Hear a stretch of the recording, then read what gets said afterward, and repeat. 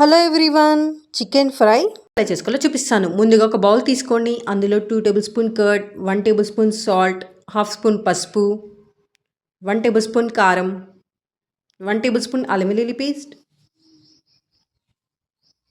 Half spoon chicken masala, half spoon garam masala, half spoon ధనియాల పొడి. ఇప్పుడు ఇవన్నీ వేసుకున్నారు కదా, ఇదంతా బాగా మిక్స్ చేసుకోవాలి. ఇలా మిక్స్ చేసుకున్న దాంట్లోనే ఏదైతే క్లీన్ చేసుకున్న చికెన్ ఉంటుందో ఆ చికెన్ మొత్తం దీంట్లో వేసేయండి. ఇప్పుడు ఈ చికెన్కి కూడా మసాలా అనేది బాగా కలిసేటట్టుగా బాగా కలుపుకోండి. ఇలా కలుపుకొని హాఫ్ అన్ అవర్ మ్యారినేట్ చేసుకోండి. ఇప్పుడు ఒక ప్యాన్ తీసుకోండి. అందులో కొద్దిగా ఆయిల్ వేసుకోవాలి.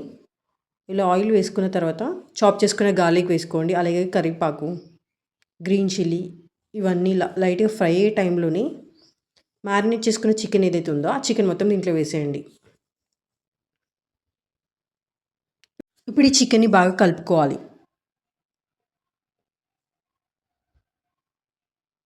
ఇలా కలుపుకున్న తర్వాత మూత పెట్టేసుకోండి.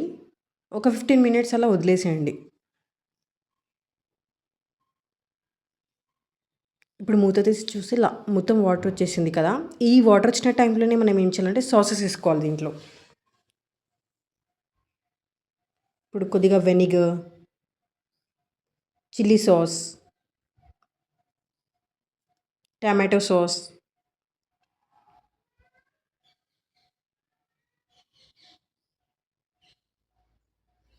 ఇంకా ఏదైతే గార్లిక్ కూడా ఉందో ఆ గార్లిక్ కూడా వేసేసుకోండి. ఇంకా కరివేపాకు కూడా. ఇప్పుడు ఇవన్నీ బాగా కలుపుకోవాలి. స్టవ్ అనేది హై ఫ్లేమ్లో పెట్టుకొని బాగా కలుపుకోండి.